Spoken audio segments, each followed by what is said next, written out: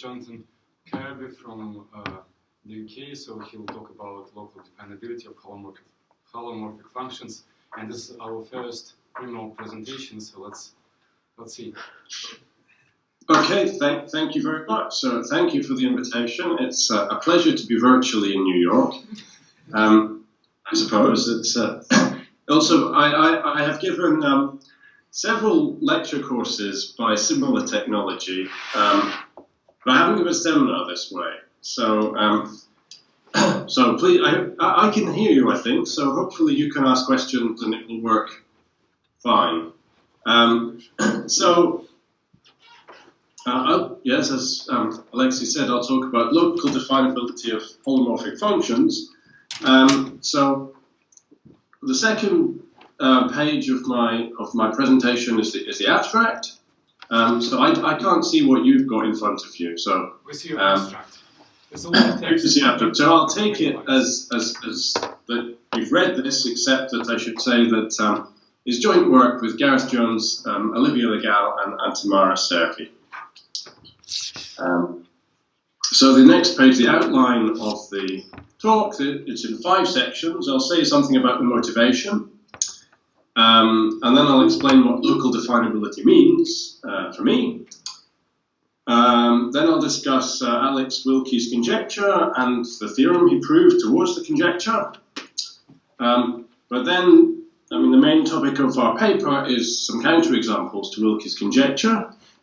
And when I've explained those, I'll explain the current state of play, which is hopefully our counterexamples are essentially the only one.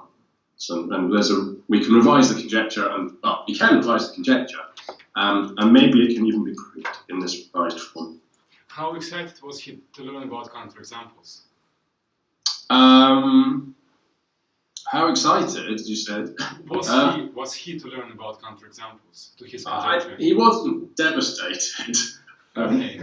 And maybe, yeah, so I think we say in the paper that actually, so there's something in his original paper where he made the conjecture and proved the theorem that sort of suggests, that hints as to why the conjecture is wrong. So his intuition was right, even if the statement he made wasn't quite right. So he wasn't too bad. Okay, so the next slide is, chapter 1, motivation. And so slide 5 is motivation 1. So this is the sort of general motivation for the problem. So if we have some collection of complex analytic functions, maybe in several variables, the question is, what other analytic functions can we get from them by what we might want to think of as local algebraic operations? And by local algebraic, I don't necessarily mean just field operations. So here's the example. We start with the exponential function, let's say the complex exponential function. We can iterate it. We can define f of z as x of z. And this f is transcendental over the field of functions with z and x of z. So f's not algebraic over x or in this field.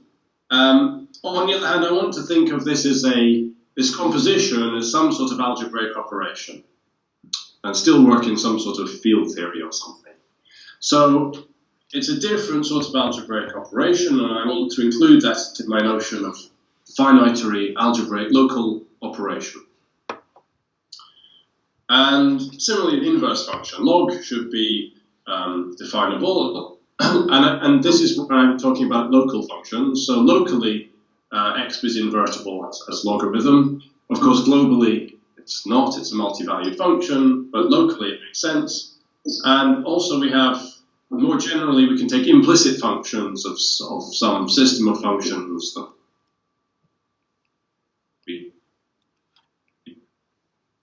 operations. They certainly have a flavor of algebraic operations rather than analytic operations. Something I don't want to do is take limits of infinite series. That's definitely not, for me, an algebraic operation. It's not finitary, it's something else.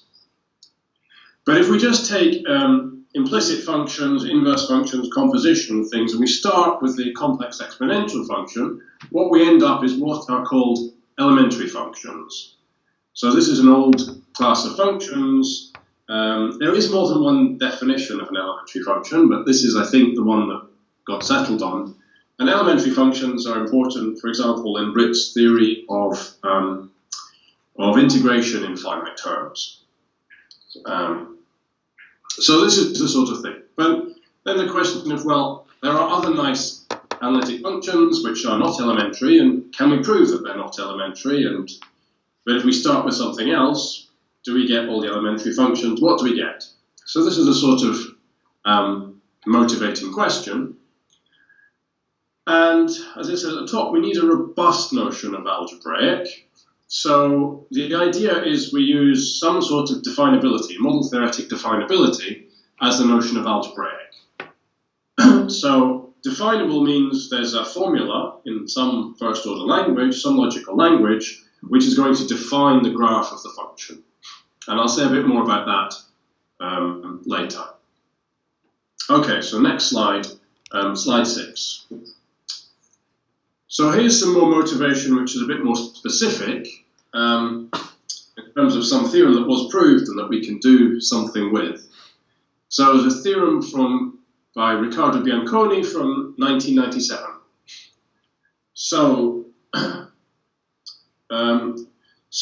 it's obvious that the sine function is definable from the exponential in the complex case, because here's the formula, which you all know, but the real case is different.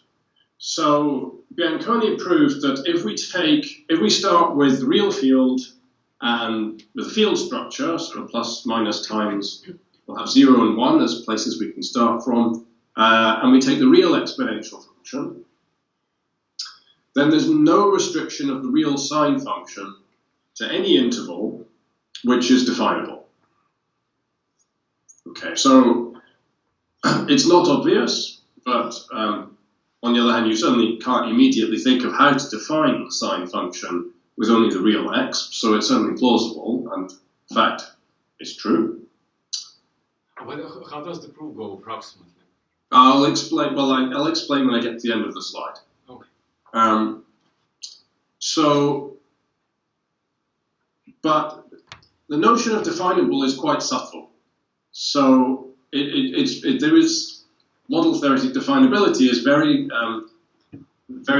susceptible to exactly what structure you're looking at. So in the example here in the middle of the page, something entirely different happens. So if we take the real field and instead of putting in the real exponential, we put in the real sine function, the whole sine function, then it's clear that the set of x such that sine of x equals 0 is definable. So that's 2 pi times z times the integers. And then you can get the integers as a set being definable as well. Fairly straightforwardly, where you could get 2 pi being definable anyways, the first positive 0 of the sine function. So you can divide and you get the integers. But once you've got the integers definable, we're allowed to quantify over them, and you also have reals and quantify over them. And you can code sums of infinite series this way. So, in fact, once you have this structure, you get much of analysis of real and complex functions. It's all definable. And so this definability in this structure is not what we want at all. On the other hand, the next example, we don't throw in all of the sine function, we just throw in its restriction to some finite, some bounded interval. Or in fact, any bound, or all bounded intervals, if you like, or just one bounded interval. Actually, it doesn't matter because of the here we just allow you to, if you've got it for some bounded interval, you can actually get it for all bounded intervals. But if you do that, then you can prove that no restriction of the real exponential to any interval is definable. So it's exactly analogous to this statement. about the real exponential not defining the sine function. Okay, so those two theorems, the proof is sort of the same, more or less. And what you use is James Axe's differential algebra version of Shannon's conjecture, which is a transcendence statement, functional transcendence statement for the exponential function. But it works with a complex exponential function. So, and you can sort of be clever and take real imaginary parts, and Bianconi has a sort of ad hoc method where he puts things together and shows that actually, if you could get it, if there was a definition of the sine function in the real exponential case, or the other way around, then because of the nature of definability in these structures, which are known to be O-minimal, you can see that some points to the sine of, let's say you take a fairly generic real point in for this instance exponentials, so an exponentially transcendental point, you take the sine of it, and the sine of that would then have to be not exponentially transcendental over the original point. And this would mean there are some extra equations going in, and these extra equations give you too many, in the end you get too many algebraic dependencies between a small number of variables, and this contradicts the functional transcendence result of that.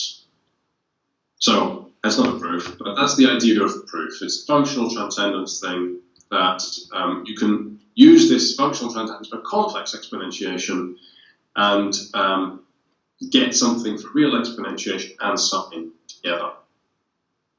Okay, does that answer your question, Alexei? Yes, thank you. Okay, so that's the second motivation. So the next slide is the next section. We have the next section on local definability. So what exactly is local definability? And how does it relate to model theoretic definability? Okay, so on to slide 8 on definability. So I'm not quite sure of the model theoretic background of everyone in the audience, but I know some people know something and I don't know about everyone else. But anyway, so I'll explain what I think you need to know for the talk. So the convention is in this talk, a model theoretic structure is always built on with the domain, the set of real numbers, and we always have all the field operations, which is plus, minus, times, and as I say, we'll start with 0 and 1 as well. And then we have some collection of analytic functions. And so these are f from u to r. U is some open set in Rn, and the u's and the n can vary depending on the f. So any set of analytic functions which we throw in to start with. Okay, so I call this R subscript curly f. And that really is the real case, but I also want to describe the complex case. So some of the work is in the complex case, some of the real case. And the complex case, when I say analytic, I mean holomorphic. We identify C with R squared. So we don't take C as the domain of the structure, we still take R as the domain of the structure, but C we think of R squared. And then we take the real and imaginary parts of our holomorphic functions, and that's what we throw into our structure as the basic definable sets. And when I say we have a function, what I mean is the graph of the function is declared to be a definable set. That's one of the basic things we can start with for definability. So then definable sets are given as below. A subset of R to the n is definable if it can be obtained from the polynomials, well, from plus and times, and the graphs of these functions in f by logical operations. So this is mathematical logic, so our operations are intersection, union,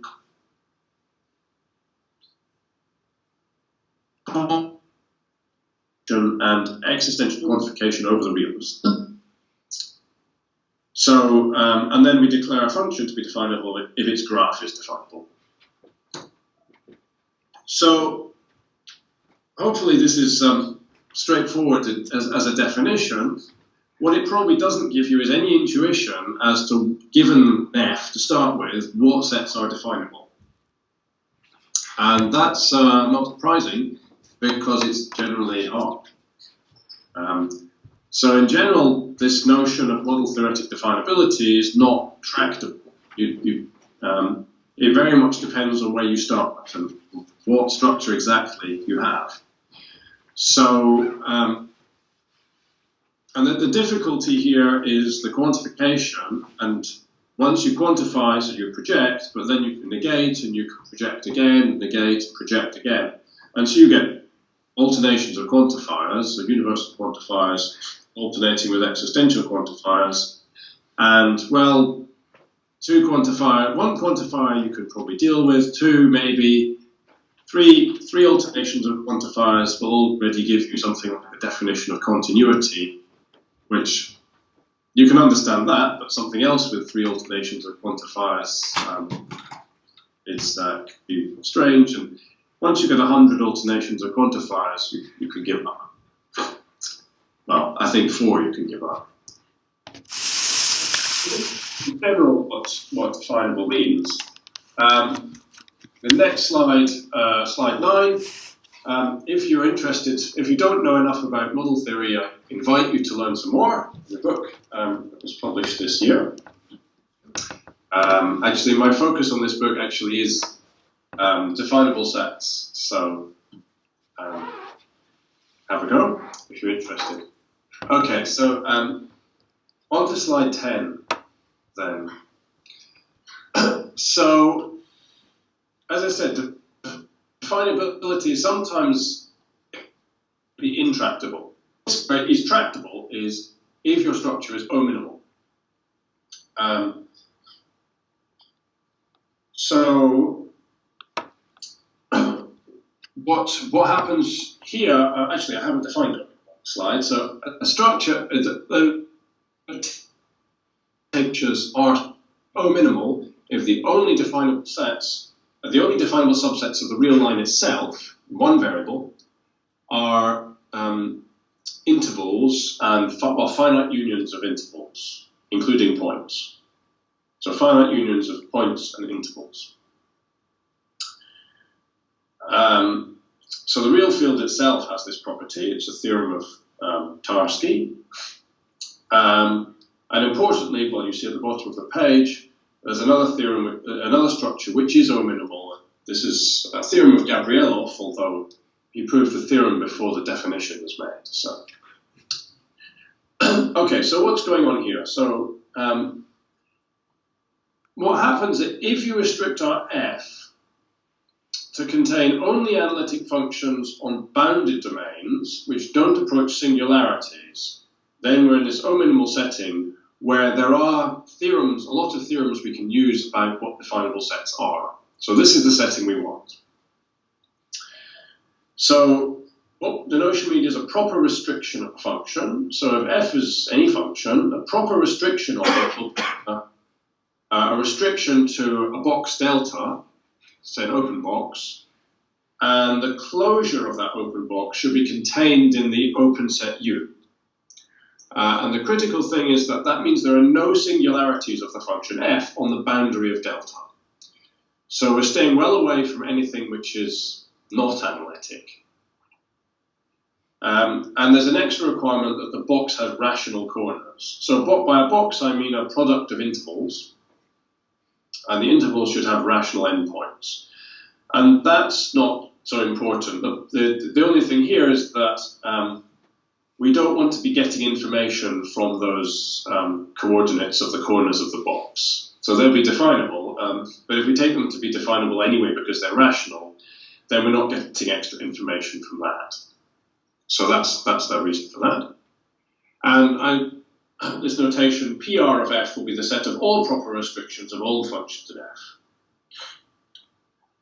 And if we start with all real analytic functions, then what we get is R sub n. And this is a well-known structure in O-minimality, and it is O-minimal. Okay, so next page, 11. So what is local definability? Local definability, the definition is a summary of the top. So the notation will be R subscript PR of F will be the structure consisting of the real field equipped with all the proper restrictions of functions in F, in the real case, or if we're in the complex case, we first take their real and imaginary parts. And we're going to say that a function F is locally definable if and only if all its proper restrictions are definable. But there's maybe a more natural definition, which is that at every point A of its domain, there is a neighborhood of A such that the restriction of that neighborhood is definable. Or if you like the language of germs, you could say at every point of the domain, a germ of the function at that point is definable, which just means the same thing. Okay, and we'll say that G is locally definable from F, and it's locally definable in this structure, RPR of F. So, going back to our original motivating problem, here's a more precise version of that problem, and there are two versions, depending on whether we start with real functions or complex functions. So, for an arbitrary set of functions F, we characterize the analytic functions G, or holomorphic in the complex case, which are locally definable from F. Well, we in a sense we already have a characterization. We just apply those logical operations: intersection, union, projection, complement. The point is that doesn't actually tell you anything very much, right? So I mean, you don't get much intuition from that. So we want a different characterization that actually uses something we would understand as local algebraic operations, but which really are analytic, which are definitely analytic, but we want to understand as local algebraic. Okay, so any questions at the moment? Is that clear enough? Okay, right. So next, moving on to section 3.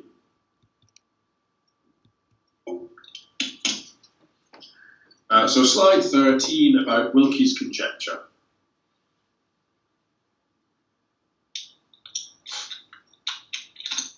So let's have some more notation. LD of F will just be the set of all analytic functions which are locally definable from F. So here are some observations. LDF is closed under these operations. So firstly, all polynomials with rational coefficients in several variables are definable, locally definable. They're even definable. So that's just because we have the field structure. Secondly, the usual epsilon delta definition of differentiation is a first order sentence, a first order formula. So if F is definable, then its partial derivatives are all definable.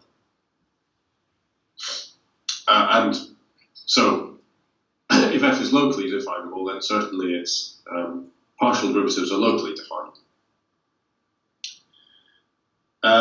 Same composition of functions, that's sort of clear. What about integrals? So integrals are definitely not. So first of all, well, a definite integral is just a number. But an indefinite integral, no. In general, they're not definable.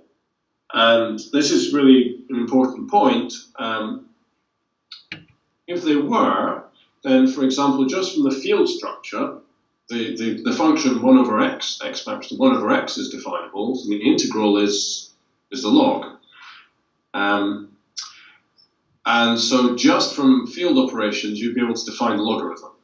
And that's definitely not true. So, and then you could define exponentiation. So no, integration or anti-differentiation is definitely not definable. And that's quite a big, that's a big feature of this, of O-minimality, of real or complex functions. And so in terms of, since you argued about partial differentiation in terms of epsilon delta definition, so what's different from the logic point of view in defining the integral and defining the derivative. Right, so the difference is that you can't define an integral with epsilons and deltas. You need epsilons and n's or something. So typically, if you take the Riemann definition, you have you have your so what you get is you cut up your so even to do a definite integral, and then you perhaps have a parameter, then you can do this parametrically, and that will give you an indefinite integral. So your definite integral is going to have you cut up into some pieces, a dissection, and then that dissection has a certain number of parts, and then you take some limit as that number n goes to infinity. Mm-hmm. But to do that, you need some sort of quantification over natural numbers. And you can't do it over real numbers. You can't just cut. You have to take. So what the difference is that you don't have the natural numbers or integers to play with set-wise that you can quantify over. So that's the difference. And then for differentiation, you don't need that. I mean, of course, you can use it because there's a sort of sequential definition of differentiation or continuity. But yeah, typically you can't find the limit of a sequence in an O-minimal structure because you can't even define the sequence. Mm-hmm. So that's the difference. Okay, where was I? Yeah, so the last operation that you do in the real and complex cases is implicit definition. So the implicit function theorem says that if you have a certain list of functions, a certain list of equations, and some Jacobian doesn't vanish, then you can turn things around and you get a function.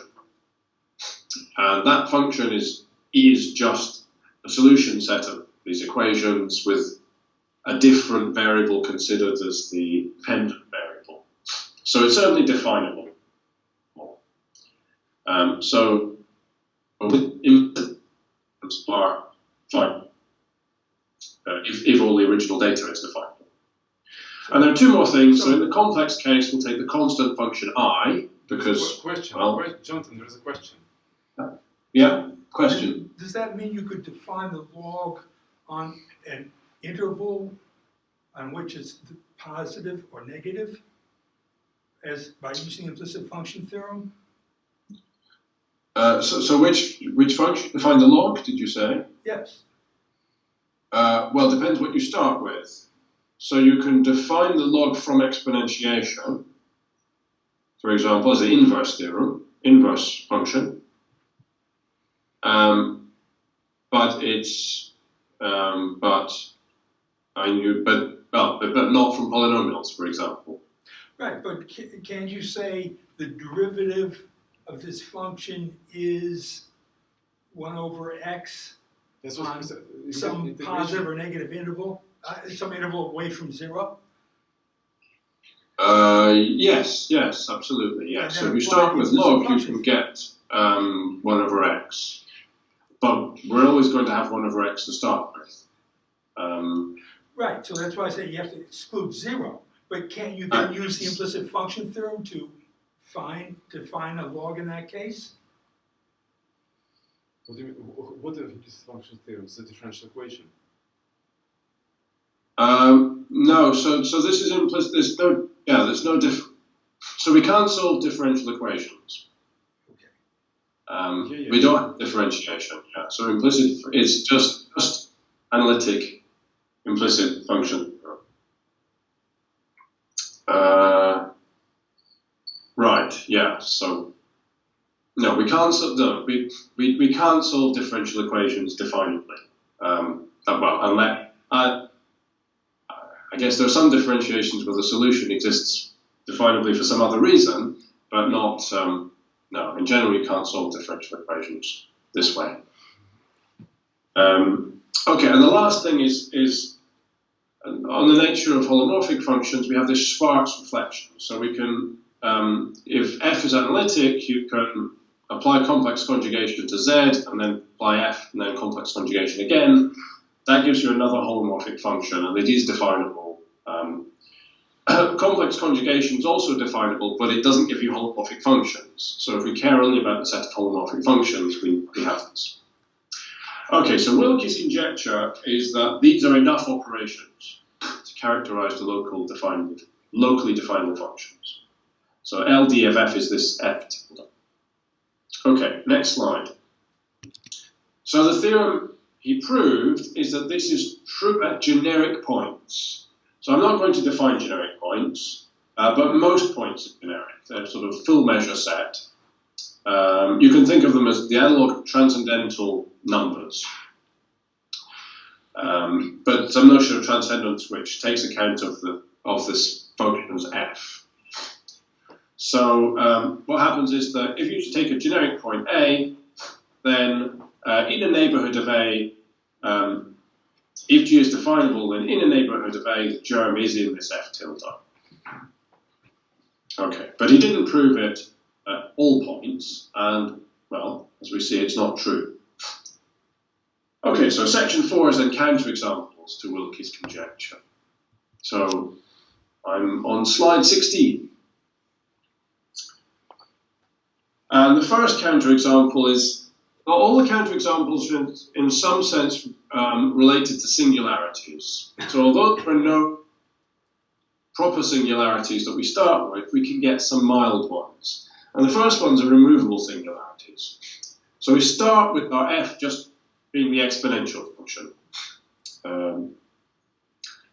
And take gz to be e to the z minus 1 divided by z, which as a definition doesn't make sense at 0, but by continuity, I mean, we can put in 1 at 0, and that's a function.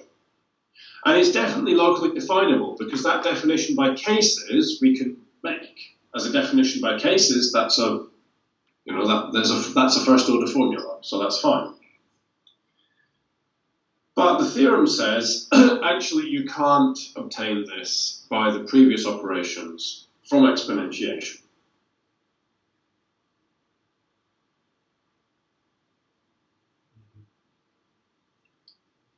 So obviously it can be obtained if we allow something called monomial division, which is just, well, if you have a function which has a 0, you can divide by z exactly like this, and we could allow this as a new operation. Okay, so how do we prove the theorem? So I'll give you some idea. So firstly, there's a lemma that says, suppose we start with an f which contains all polynomials and is closed under partial differentiation, and also Schwarz reflection. So then G is in this f tilde if and only if G is obtained in one step as an implicit function of some system of equations.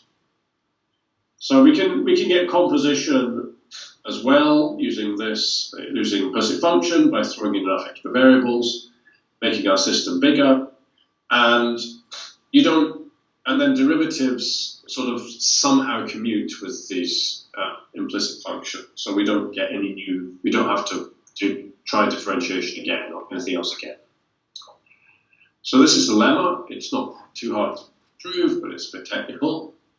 And then the proof idea for the theorem is, okay, so we'll replace f by some f1 which satisfies the hypotheses of the lemma, throw in all the polynomials, and actually what we'll do is we'll also throw in a polynomial applied to z and e to the z, or z1, z2, z up to zn, and e to the z and up to e to the zn. So f1 is then closed under partial differentiation. Yes, it's closed under Schwarz reflection, and then you can use Axis theorem to say that, well, any system of equations, implicit system, will really nicely satisfy the hypotheses of this same functional transcendence theorem we had before. So we can deduce that at the point 0, f is not the implicit function of any of these systems of equations. Okay. Does that make some sense? So this counterexample was maybe a little bit easy and a bit disappointing. So maybe yes, maybe Alex Wilkie was a little bit disappointed not to spot this, but not, let's say, not too bad. Okay, so next slide, slide 17, is the second counterexample. And this is another type of singularity, more of a genuine singularity, not just removable. And this is where you have some ramification, so some behavior like z maps to z squared or a higher power. So we take a holomorphic function g, and we take f, which is g of z squared, and then we start with its f. Now obviously f has some property of being an even function, which means that g, well, you can define g like this from f. G of z is w if and only if there's an x such that x squared is z and f of x is w. And, well, for most functions f, that doesn't well define a function, but because f was defined in this way, this does define a function. It defines g. So we call it the square D Ramification of f. And, well, if you start with a g which is sort of fairly tame, it may well be that you can define g from f by these operations, the operations we had before. But the theorem is if g is sufficiently generic, then you can't define g, or at least you can't define the germ of g at 0 by the operators we had previously. Even if you allow monomial division, it doesn't happen. So here are the proof ideas. First idea is we prove that the operator of square D ramification is not equal to an operator built from the previous operators we had. Secondly, we show that if g is a strongly transcendental function, which I'll define, then distinct operators applied to it can't give rise to the same function. And thirdly, these strongly transcendental functions really do exist. I mean, the holomorphic such ones do exist.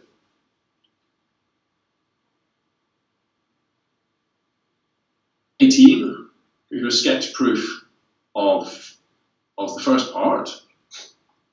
So we want to show that this operator of square D ramification is not something we can get from the previous operations by any sort of composition. And the first idea is that, these germs of holomorphic functions at 0 are just determined by Taylor expansions. So the operators can be considered as operators on germs, and hence as operators perform all power series. So we suppose g, this function b, is L of f1 up to fn, where L is this function, and the fi's are in f. And L is some operator built from the basic operations we started with, together with monomial division. So then we define some sort of degree function, d of L, from n to n. And the idea is that that if we apply L to h1 up to hn and get this function g, then we have to calculate the coefficients of the Taylor series for g. And if we want to know the coefficient n, the coefficient of degree n, then we're only going to have to know finitely many of the coefficients of the Taylor series of h1 up to hn. So the maximum degree that we have to look for is going to be d sub L of n. So, I mean, it's not obvious maybe that that function is well defined, and it depends on what our operators are, but for the operators we have, in fact, it is well defined, and furthermore, in fact, the degree of n, d sub L of n is usually n for most of these operators. And for differentiation, there's some sort of shift, and monomial division will give you a shift. So each of those will add 1. But in fact, d sub L of n is less than or equal to n plus capital N, where n is the number of times we use partial differentiation and monomial division. However, the squared D ramification operator is completely different. D sub L of n for that is 2 times n. and that's not bounded by n plus any fixed capital N. So clearly, as an operator, it's not given as the composition of the previous ones. Okay. So then we have these strongly transcendental functions, and effectively these are things which have very, very strong transcendence properties. They're very transcendental functions in the sense that, so if you take your function f and apply it to n different points, a1 up to an, and then look at all the partial derivatives, here I have a function of one variable. So you took all the derivatives of f at those points up to the kth derivatives. Then, and furthermore, then you take the complex conjugates of all of those things. Then the transcendence degree of that is as big as it possibly can be, or at least the lower bound of the transcendence degree of that is as big as it possibly can be. So even if you start with all the a's being rational, you still get 2nk as the transcendence degree of that set of points. So that's a very strong condition, and because what you get is that the coefficients of your Taylor series are going to be algebraically independent, and you look at, well, what are these operators that we had before. The way they give you the Taylor coefficients of G from the Taylor coefficients of the F's is algebraic. Then this shows that this gives you the result you want. When you apply the square D Ramification to one of these strongly transcendental things, it can't possibly be, or rather the square of it, the square ramification, it can't possibly be obtained by the other methods. Okay, so that's the idea. And these things do exist.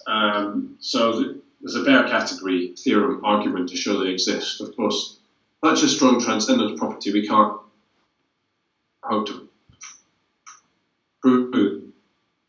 Really trying to get this transcendence property and build it in. Okay, so that's the second counterexample, and the third counterexample. Question. Yes. Yeah.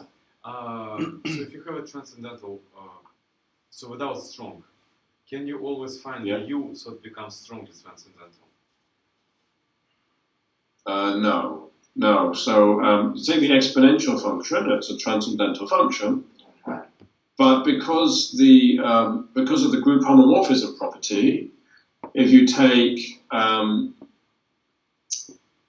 if you take a point A and 2A, then e to the A and e to the 2A are related by being, one is the square of the other. But then you can just find a point that's a rational multiple of A that's very close to it, and you get the same sort of thing. So there's no open neighborhood, right? So take any open neighborhood of A, there'll be rational multiples of A in there.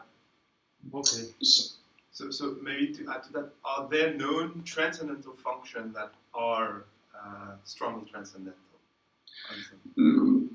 No. So the only way we can prove these exist. So actually, the answer is I don't know, and it's a good question. What about so the lemma we have is we know they exist because there's a bare category theorem argument says that in some sense, most holomorphic functions are strongly transcendental. Alex Wilkies. Log. Is log strongly transcendental or not on some neighborhood? So I couldn't hear the question. Log. ln of x. Logarithm. Is log a strongly transcendental function? No, I don't think. No, because then its inverse is the exponential and this.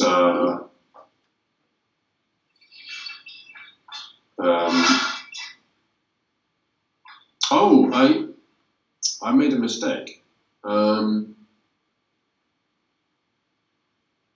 Sorry, I've made a mistake on the slide. you need not just the derivative, the value and the derivative of the function. You need the a's as well in this list of. The transcendence degree of the a's together with all their derivatives should be bounded below. And that's I thought that by starting the index I from 0, somehow I thought I got the a's in as well, but no, you need So it should be a's and f of a's and all the derivatives.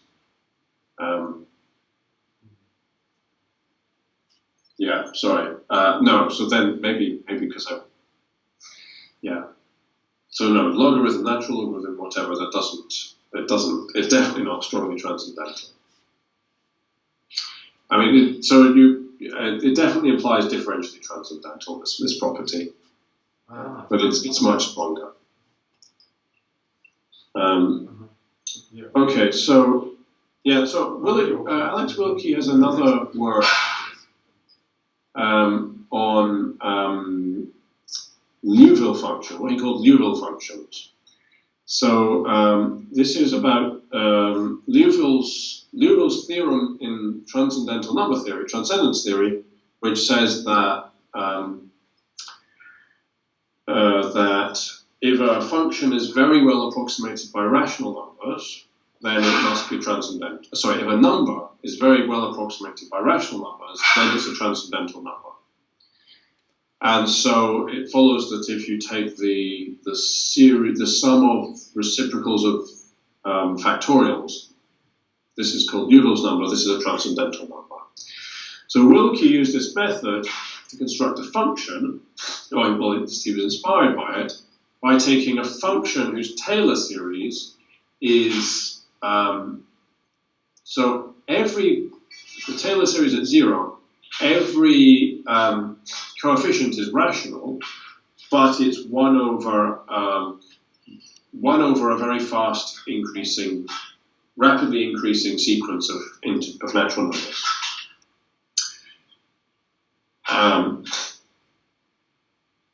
And he showed that it satisfies some property like strong transcendence, except of course not at 0, because f of 0 will be 1 probably, and f of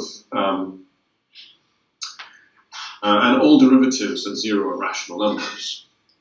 But he didn't prove that he didn't prove this strong transcendence statement, because he didn't prove that for derivatives. He just proved that the function, if you take the argument and the value of this function at different points, then you get the sort of strong transcendence property. But he didn't do it for the derivatives. And it's an open question whether it's still true for the derivatives. And he also, the other thing is, because all the Taylor coefficients are real, this function is equal to its Schwarz reflection, so that the complex conjugation bit isn't going to work either. But it's very close. It's possible that so it's a candidate for something which is strongly transcendental, maybe on an open set in the upper half plane or something, but not at 0. Okay, so one more attempt. So one more try. Gamma function. No, because the values because you don't even look at derivatives, right? So you just look at the function and its values, then it has this. Because it's a difference algebraic. Again, anything which is difference algebraic is not going to be strongly transcendental. Really? Even if you have a small interval that is smaller than the shift size?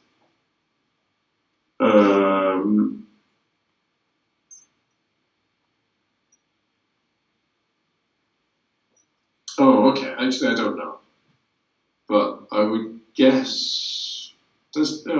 Right. Do you not get any information about? So if you know the value of the gamma function on some interval, a very small interval, does it not give you any information about things until you get to the period?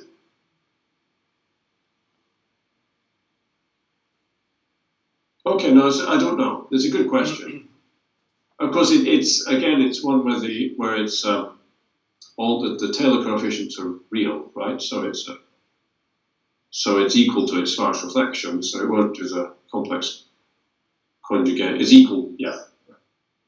But I mean, this is yeah. Okay, it's a good question.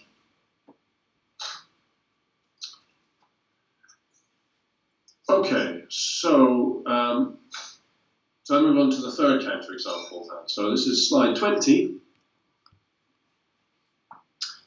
and this is what we call blowing down, as the opposite or the inverse of blowing up.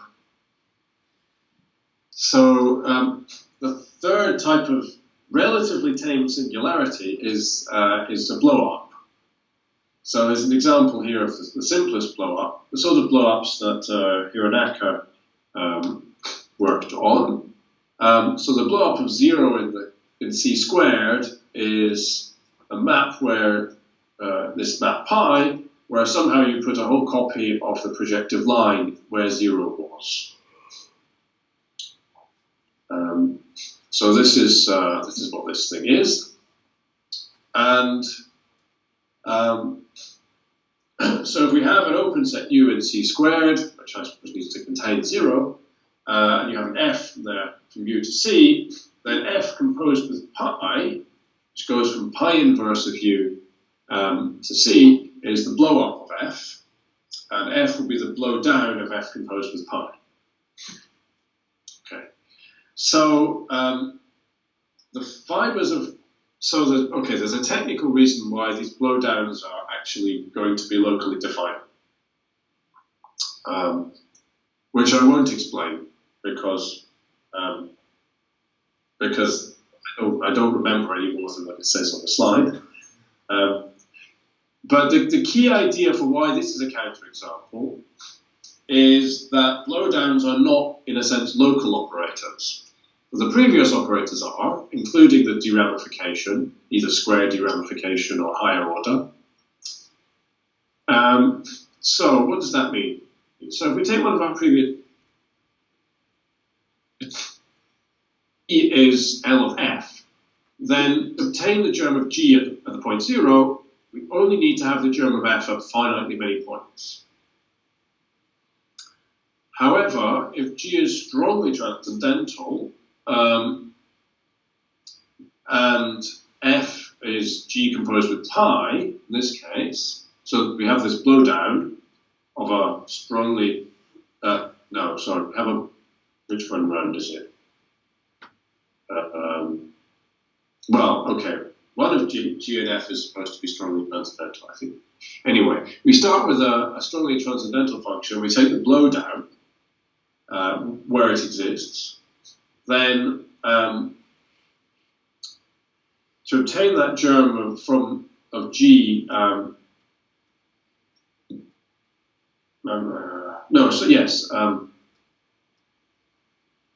what is it? Here, sorry, G is the blowdown, right? Maybe I've got myself confused on this slide. Anyway, to obtain the blowdown, you need the germ of F at all the points of pi inverse of 0. So it's not enough to have it at finitely many points. So anyway, that's the general idea.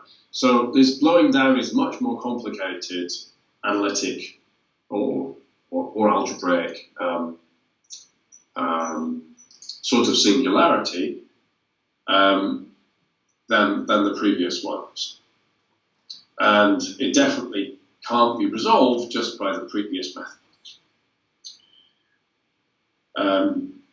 So it's a different analytic idea, but nonetheless it is definable. Okay, so the extra idea here is that the strongly transcendental function we have here is going to be a function of 2 complex variables, and the definition I gave before was only for a function of 1 complex variable. But it's not a big deal. This can easily be defined. Okay, so those are the counterexamples. Section 5 of the talk, the current state of play. So on to slide 22. So recall where we are. So f tilde was the closure of f under our original operations, so polynomials, partial differentiation, implicit definition, which includes composition, and in the complex case we also take the constant I and we take Schwarz reflection. Now we have new operations, so we can call f double tilde and the closure of f under those operations, and these new ones, monomial division, D Ramification, and Blowdowns. And, well, with all of these things, we only apply them when the result is actually a well-defined function. I guess when it's well-defined, it will be analytic. So we can have a revised conjecture, which is for any set of analytic functions, f double tilde is the LD of f. Is the set of all functions locally definable from f. Okay, so slide 23. Okay, some of this is the same as the previous slide, and this is so the revised conjecture is probably true in the real case, at least. So work by Legal and Servi and VR Barrow which is in progress, but they think they probably have proved this conjecture in the real case for real functions. Their proof doesn't work for the complex case, and the reason is they use the theorem of Servi and Roland, which applies to real functions, and it's some sort of resolution of singularities of the real case. And the problem is really the blowdowns, because when you do resolution of singularities for blowdowns, you put in you put in this copy of P1 or whatever it is. But in the reals, P1 of the reals and P1 of the complexes are different, and you don't get. Somehow this is more complicated. They're just different. So you can't do complex resolution of singularities as real resolution of singularities different. So that method won't do the complex case. But at least this is looking plausible. We'll be able to close the chapter and finish this. Okay, so finally, so slide 24 is the references. So there are three papers, two of the papers, especially the third paper there is the one that I've mostly been talking about. James Axe's paper where the functional transcendence theorem is proved. And Wilkies' theorem at the bottom is Wilkies' paper at the bottom is where the conjecture and his theorem are. Okay, so slide 25 then. Thank you. Thank you all for your attention.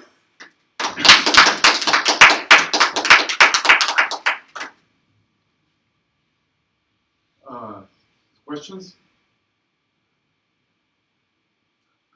So it looks like you're putting a theorem for a function that it belongs to that class. Are you hopeful that one can do it automatically in some sense? Recognize? Sorry, I can't hear you. I can't hear you very clearly. Can you repeat the question? So you're doing theorems to prove that something is in this class or is not. But yeah. Do you think that an algorithm? How about an algorithm to test that? Okay. So right. So an algorithm question. Well, what sort of input would you be looking for this algorithm? Yes or no? It's in that class or it's not in that class? Sorry, with what? So an answer. So given a function, so an algorithm that for each function from some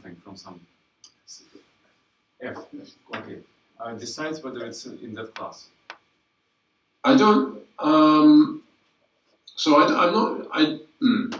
not sure I understand what the input can be. So So maybe I should. I do have another couple of slides, which maybe will give an example to do that. So if you want to go on to slide 27, I think the example may answer your question. So in slide 27 and 28, I can say a little bit about the other paper the other work that Gareth Jones and Tamara Survey and I wrote about elliptic functions. So we also have some positive results in a sense about really characterizing which if you start with exponentiation, for example, what do you get, or what don't you get, maybe. In the sense that, I mean, algorithm's a bit tricky because I think, it's not clear to me what it means to have a function as an input to the algorithm. I mean, maybe you must have some description of the function, but what form the description takes is going to be critical. For example, but in this case, so this slide 27 is just explaining what Weierstrass P functions are. So I don't know if everyone is familiar with this. Should I explain this, or does? I've got some nods and some shakes of the head. I'm not actually sure. Anyway, let me explain briefly. So if you did. Weierstrass P functions are effectively exponential maps for elliptic curves. So and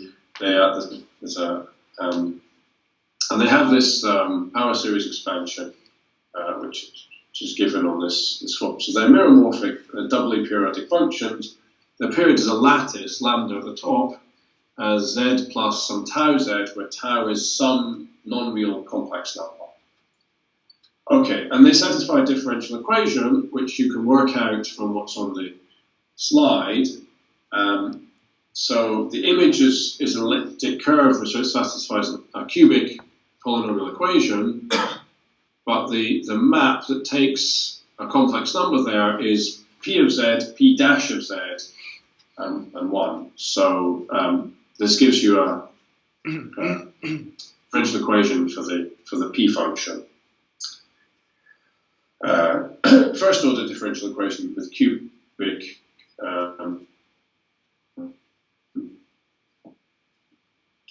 Okay, so slide 28, really the last slide, is some theorems about this. So we prove that no Weierstrass P function is locally definable from exponentiation.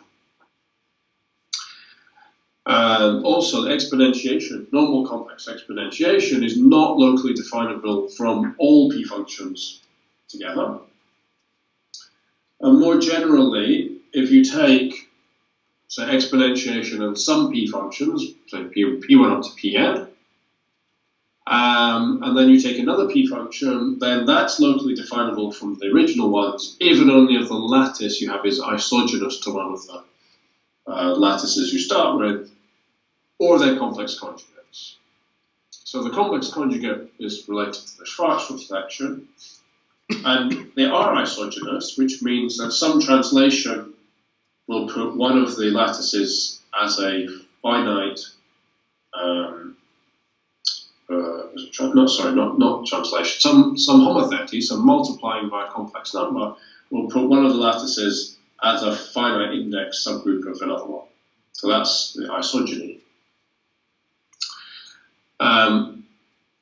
So this really occurs only when the elliptic curves that you have associated with lattices are isogenous, which means again that one is a quotient of the other by a finite index, by a finite subgroup.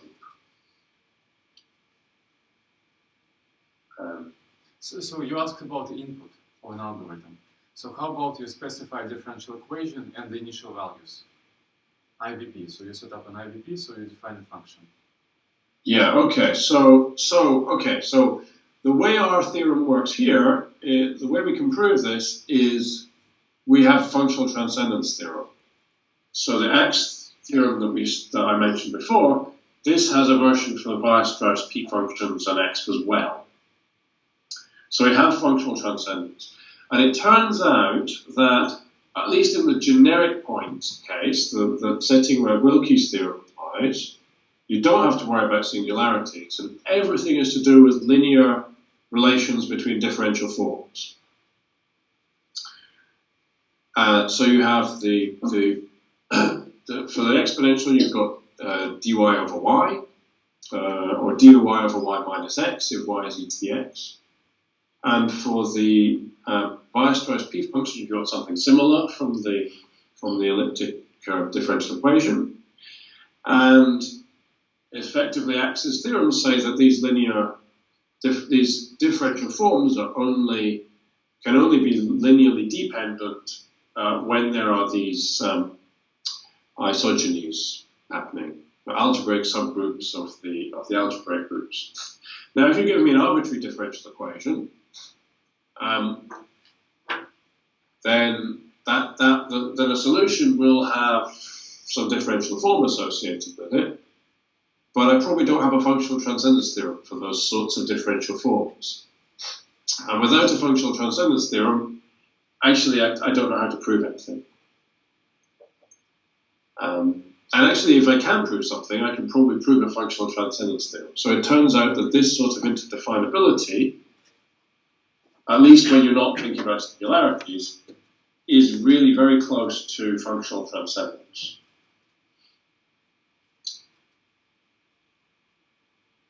So I hope that answers your question. So the answer is probably no, I don't have an algorithm because the theorems that you need as the incision for the algorithm are going to be as yet unproven. Okay. Other questions? So last question, so I'm just reading about the Weierstrass sigma function. And so we don't have an Acciano theorem there. Is that correct? I'm not sure, actually, is the answer. So we certainly don't have one that's nicely written down. So it turns out that the Weierstrass sigma function is it's not the exponential map of an algebraic group, but it is interdefinable. It's into algebraic with the exponential map of a group scheme. And I think X-channel results for that sort of thing are known, for group schemes are known by work of Gao, but I'm not entirely sure if he's got exactly the right X-channel statement, and it's certainly, whether he has or not, whatever he's written doesn't look anything like something I can understand. So, so we are hoping that we may be able to get that. So as I say, once the relevant X-channel theorem is understood, so I think the point is that the understanding it may be as much of a problem as proving it. It may be proved, but we're certainly not sure what it is. Any more questions? All right, thank you. Thank you.